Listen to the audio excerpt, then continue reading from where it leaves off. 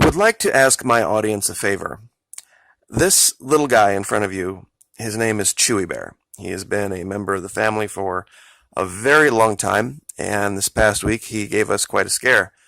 Lost control of his rear legs, was dragging them around inexplicably. We don't know what happened, but he had an appointment with a neurologist this morning, and after an MRI, they determined it was a slipped disc. They are doing surgery now as we speak. So if you could maybe just say a little prayer, keep them in your thoughts. It's a funny thing about animals. They become as much a part of the family as some humans do, and I know a lot of people that, especially with some parts of their family, would rather have their dogs. So this guy has always just kind of been a fixture around the house, and he would definitely be missed. So the doctors assure us that it is not something that is life-threatening, but he is 13 plus years old. He is a Bichon Frise, for those of you who are curious. Great dog. Very loyal dog. Probably the worst offense this dog will ever commit is chasing too many kitty cats up trees. And that's about it. But without any further delay, I would like to cover something about Venezuela that I think a lot of you might have predicted coming true. With all of the failed coups, all of the failed attempts, eventually, at some point, someone was going to have to stand up and start taking responsibility for it and giving explanation. This article is Juan Guaido himself on Stars and Stripes. Now,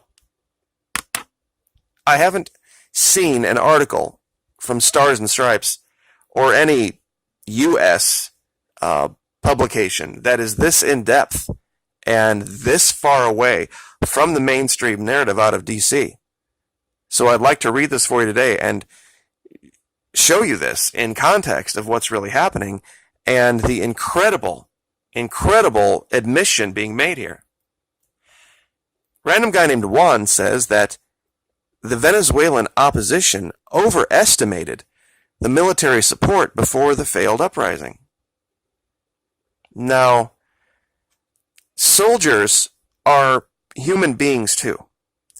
And when DC and their cronies came out with this false narrative that 80 or 90% of Venezuela was against Nicolas Maduro or against the current government, that would necessarily have to include some members of the military. It's not just civilians over here and military over there. They represent, there are people in the military that I'm sure don't like Nicolas Maduro, and there are people in the military that do. And there are some that, like any good soldier, would say, well, my personal feelings on this are irrelevant. I took an oath, and I'm going to stand by my word and act like an honorable individual regardless of my personal feelings. Imagine that. I bet Washington, D.C. would be flummoxed by that. Caracas, Venezuela, 4 May 2019. Venezuelan opposition leader Juan Guaido on Saturday acknowledged errors made in attempting to stir a military uprising. That's a very long distance from the military was already upset and we gave them an opportunity to show that.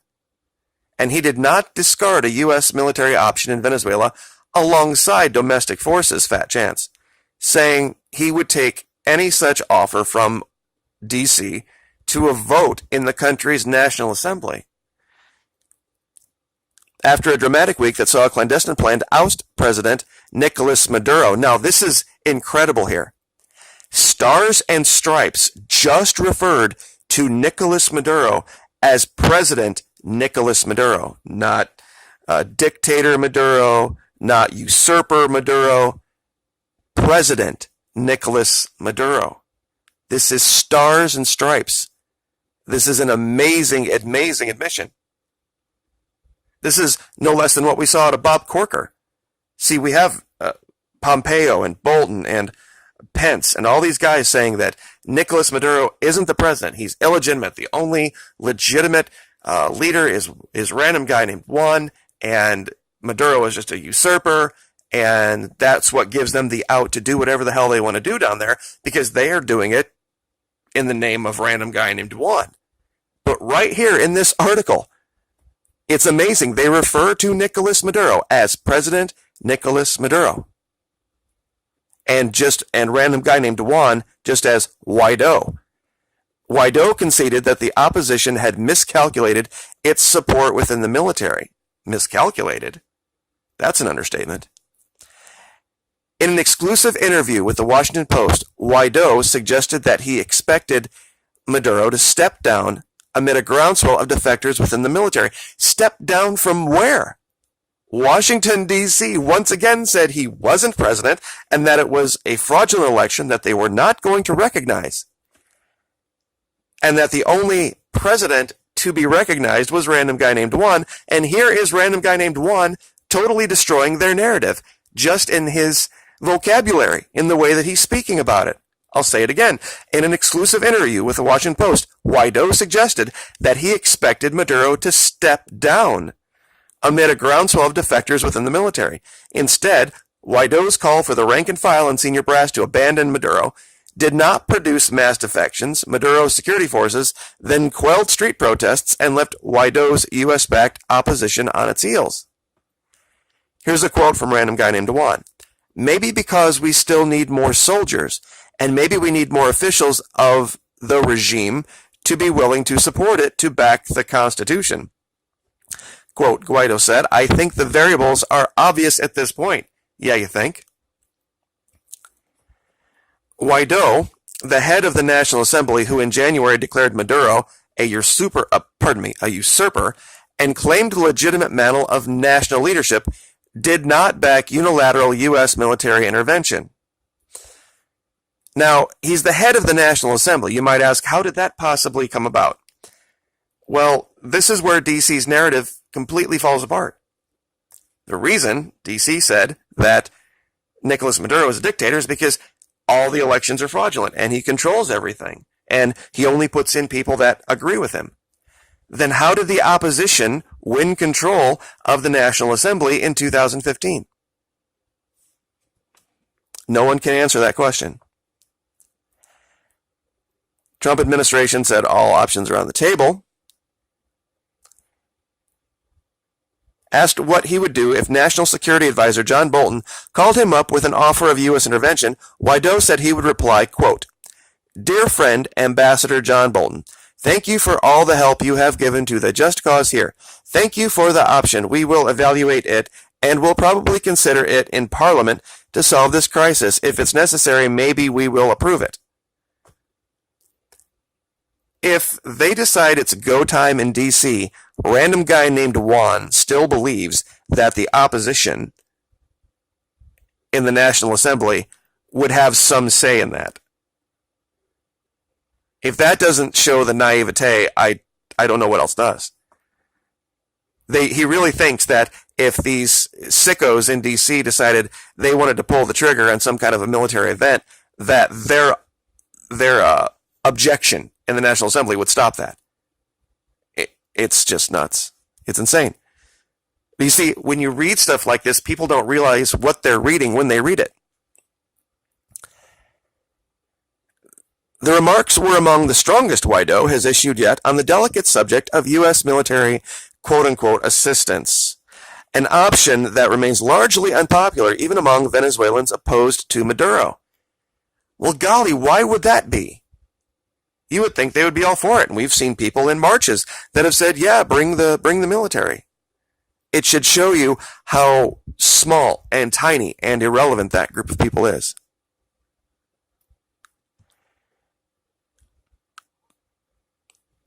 Quote, he added, I think today there are many Venezuelan soldiers that want to put an end to leftist guerrillas and help humanitarian aid get in, who would be happy to receive cooperation to end usurpation.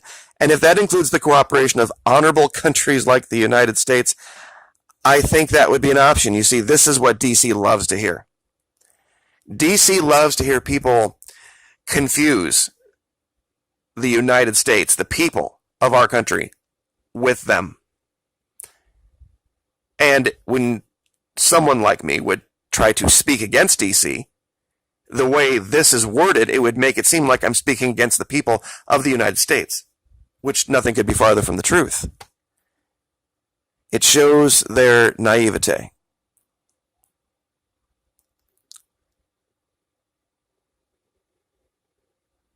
All right. Guaido's claim to be Venezuela's rightful interim president has been recognized by more than 50 nations out of 211 and strongly backed by the Trump administration. Guaido said he had been in contact with U.S. officials during the week. And I'm just going to say it again. I'm going to say it every opportunity I have. If any member of our government decided to go collude with a foreign government, and gosh, this sounds familiar, to overthrow our elected leadership in this country, what would we call that person? That's sedition. That's being a traitor. That's a hanging offense, firing squad stuff. And look at how DC just fawns over this guy. Like he's some wonderful representative of freedom and democracy when he's literally siding with a foreign nation against his own people. It's horrible.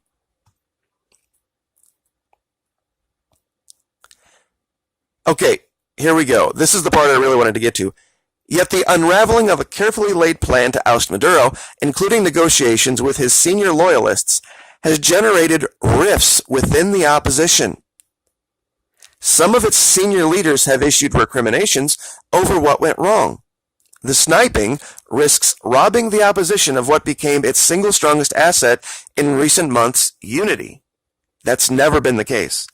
The reason the Chavistas have always held control, to some extent, in Venezuela. Even before Chavez took power, there was a group that didn't call themselves Chavistas at the time, was because they were united and those who were against them were always in it for their own little petty self-interests. They each had their own pet projects, and they could never get on the same sheet of music with each other. That's why they always lost. And that's just endemic to the state of mind of these selfish, wealthy, spoiled babies. It's always about them. With the Chavistas, it's about the people as a whole.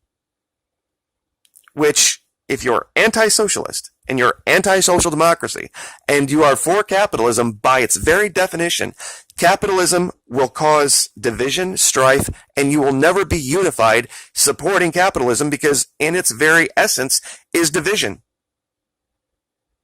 Competition. Destroying your neighbor. One-upping your neighbor. Keeping up with the Joneses. You can never have a united group of people with that mindset. Some frustrated opposition members are blaming Leopoldo Lopez, Guaido's mentor, who escaped house arrest and appeared with Guaido on Tuesday morning for upending the plan. Now that's a strange thing to say. Lopez was one of the key architects of secret negotiations with government loyalists who were supposed to turn against Maduro on Tuesday, but his triumphant public appearance after escaping a military base, insiders say, was not expected. Some argue that it may have disrupted a carefully laid plan in which some of Maduro's senior loyalists were poised to force him out. Now, this is where a new part of the story begins. In the last 3 to 4 months, there have been 3 very suspicious helicopter crashes in Venezuela, and recently an ambush on a Jeep carrying some high-level officials. Initially, when I heard about this, I thought, okay, this is definitely Israel, Brazil, Colombia, perhaps the U.S. But now, looking at how this is all played out, what this really looks like to me is they are cleaning house. Meaning the Venezuelan military has now outed and figured out who these people are that are helping DC and giving them the information that they need. And this might be something that they're just keeping to themselves, that they're taking these guys out one by one, and DC doesn't want to say anything about it because they would then have to admit they had people on the inside and who they were. And Venezuela is going to keep their mouths shut about it because they're taking out their own guys, given it's their own traitorous guys. But nevertheless, what actually persuaded Maduro's inner circle to close ranks instead remains a mystery. See, even Stars and Stripes doesn't make the allegation that they even understand what's really going on the ground there. And Guaido would not discuss the negotiations nor the specifics of the opposition's plan, but the internal sniping poses a new challenge for an opposition that before Guaido's rise in January was largely seen as ineffectual and divided. They've even given it a name. It's called Leopoldada, which is almost like in North America adding the word gate onto the end of something. Russia gate, this gate, that gate. It kind of gives it a, oh, you screwed up kind of mentality or thought process to it. So the rest of this article, and I'll link it, talks about the plan moving forward and what they're going to try to do. But when you look at the collapses of the power grid that just fixed themselves, and you see these humanitarian aid crisis, and that goes away. You see this event, and it fizzles out. You're not seeing anything that even resembles anything like a nation rising up to overthrow its government. You're seeing another government specifically trying to stage certain events over and over and over and over again, trying to push public opinion one way or the other, and failing miserably in this. It's so bad that Guaido didn't even show up to one of his own marches, one of his own protests. This is how badly this is going. And I was going to talk about this article, Daily Life Resumes After Failed Coup in Venezuela, but the best place to see daily life in Venezuela, and I'm going to let this video, the rest of this video, play out, just watching the background of what's going on here. Now, this is just a normal news report from VPI TV. The story isn't what they're really talking about. The story is what's going on in the background. I'm going to throw it up to 2x, and I want you to tell me if you see a society on the edge of collapse, a society on the brink. Now remember, VPI TV isn't pro-government.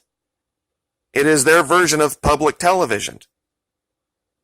So, without any further delay, we'll just let this go forward.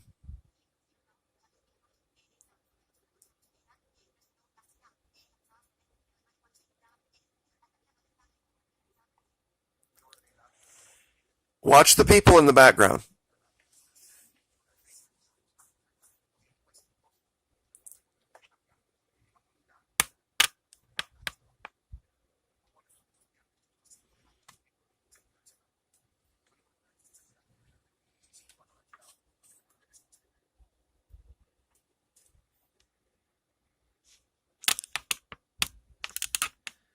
I went ahead and muted the sound.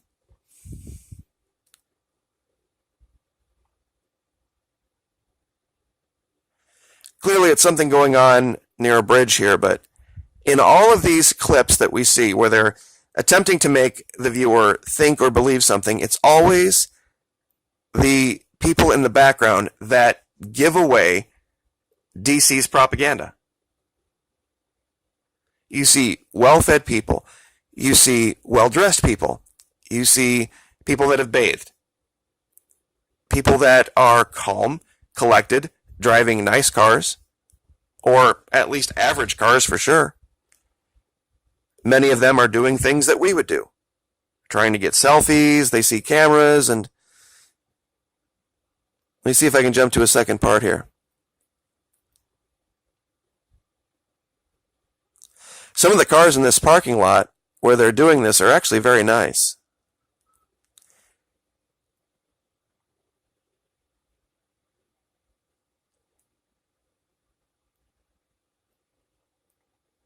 Here we go.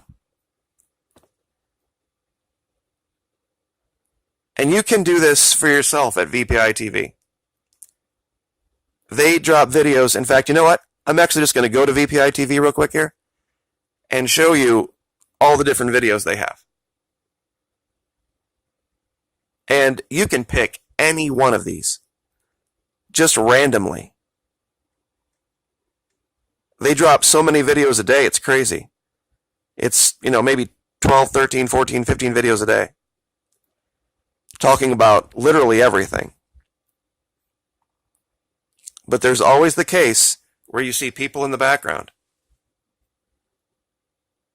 Oh, wait a minute. Hold on. Back up. Back the truck up. I just saw something. Look over here to your right, folks. Do you remember the story about the eating of pets and zoo animals? Check it out right here, folks. Well-fed dog. Right here.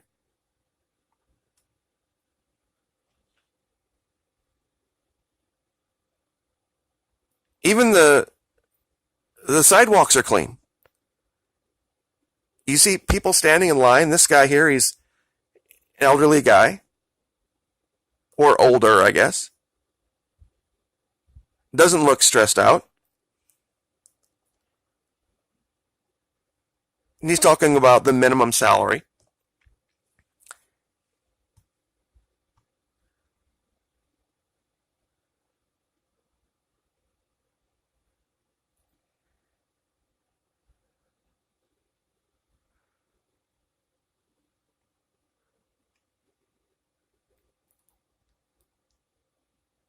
Out of all the videos that I've seen, I can count on one hand in the last year where I've seen any kind of upheaval that would seem to be out of the ordinary. And that can be shown in the States. I know the last part of this video is kind of helter-skelter, but it's just the point that if you really want to see the truth, everyday life is the truth for Venezuela. What are things like on the ground? I'm sure that's what everybody wants to know. And you get no better view than when they're not trying to show you something.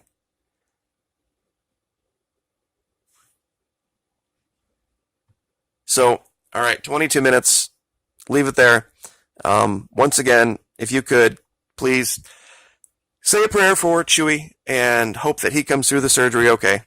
Sometimes with older dogs, other things can crop up. So we will leave it there. Like, share, subscribe.